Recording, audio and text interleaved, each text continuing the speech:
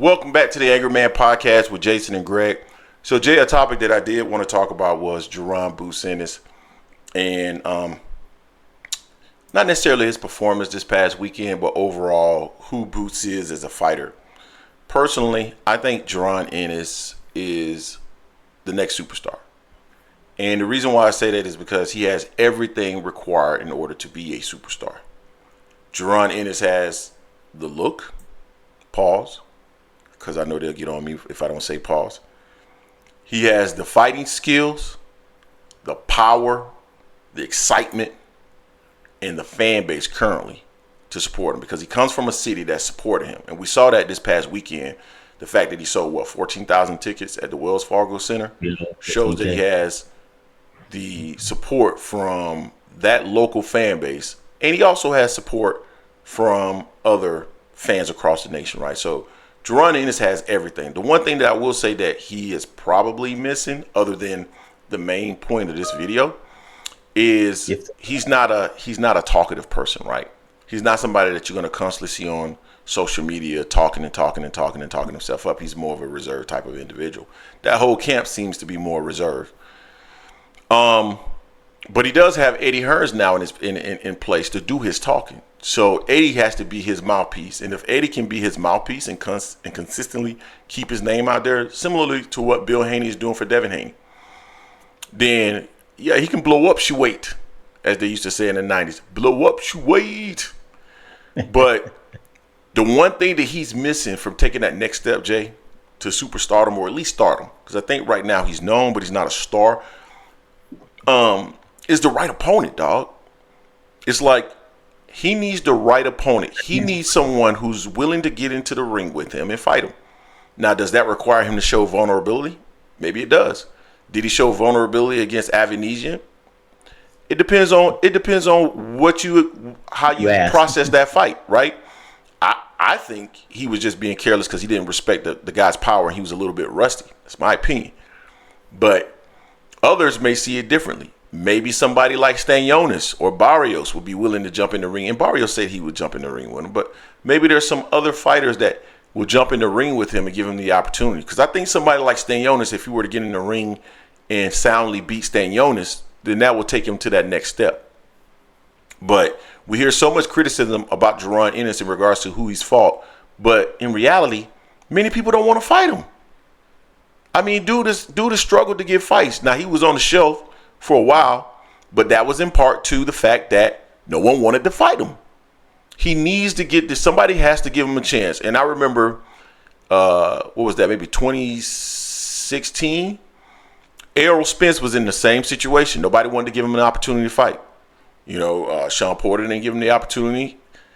Famously, Keith Thurman. That's the reason why he'll never fight Thurman, because Thurman didn't want to give him the opportunity. There were not a lot of fighters that gave him an opportunity, but guess who did? Kell Brook, my guy. Kell Brook was the one who gave him the opportunity, and once Kell Brook gave him that opportunity, he took off. So that's the same thing that Jaron Ennis needs. He needs the opportunity to face top level opposition, top-notch opposition, so that he gets the opportunity to showcase who he is and what he is as a fighter, right? So those are my thoughts on that, Jay. What are your thoughts on Jaron Ennis? Is he far off from taking that next step to star and then to superstardom? No, I think he's one fight away. Like you said, to your point, a fight with Stanionis, which we know Stanionis said last year he would love that fight, but he wants to get his ring rust knocked off because he was on the shelf from an injury and waiting on his fight with Virgil Ortiz that never went through because Virgil Ortiz had health issues. So Stanionis has said no, not yet. So we know that Barrios was supposed to fight him earlier this year. It was supposed to be the one he was fighting. Barrios said no. Yes, he wanted to be around with his family or whatnot. So people can't say he's not trying to get the smoke. He's trying to get the smoke. We know Cody Crowder ducked out like 30 times already, which is why he ended up fighting David Avanesian, because Cody Crowder had some issues wasn't approved for his eyes after having eye surgery. But Boots is only missing really the talk game, and that's fine. I want people to be authentically themselves. I don't want them to be fake. Because the minute Boots gets out and start talking to us, people want to say, "Oh, he just capped. He ain't even really like that." So it's like it's a double-edged sword. Now, if he had someone in his camp like a Bill Haney, that'll put more eyes on him easy. because Bill gonna talk an extra lot. But with him being with Eddie, Eddie's kind of doing that for him right now a little bit. Eddie's a good mouthpiece for him to get his name out there even more. And his showing that he had for this past fight was great. Sold out. He supports. People support him, and he's action. That's what people want to see. People would love the knockouts. People love the sweet science as well. And Boots has the best of both worlds in that sense. He just needs to get a good right dance partner so he can prove it. In the future, this year here, he has a few options coming up. Hopefully be some good ones. Whether it's Barrios or Stanionis. Stanionis, I think, has already had one fight under his belt. That'll be great for him. But it's all about the dance partner, as you said, to really take him to that whole nother level. But he's knocking at the door. His talent is there, regardless of people that's hating over and over again, saying like he don't have talent or he doesn't have this. Kid has talent. He's showing it. He's showing it, doing the opposition what he's supposed to be doing to the level of opposition. As he moves up, we'll see how that continues to go, or how does he adjust to it. That's what we want to see, and he's going to get there. I'm on a Boots train. I'm ready to see him step up, get to the next point, and really push it out there. I think he's going to make it. Yeah, I'm curious to see how he looks after he's in the ring and he's been really active, right? Like I mentioned before, the ring rust. I thought he looked brilliant against Vila, and I thought he looked good against Avanesian. But to the point that Breadman made, Avanesian can be a little bit tricky with that right hand. He called Boots with it. He called Bud with it as well. But he just need the right opponent in there, man. And I think Stanionis would fit the bill. I think Barrios will probably fit the bill, although I think a lot of people would talk trash even after a Barrios fight because they'll say, oh, well, Tank beat Barrios, whatever.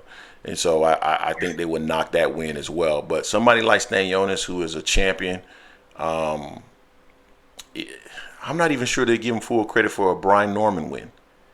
What are your thoughts on it? You think they give him full credit for a Brian Norman win?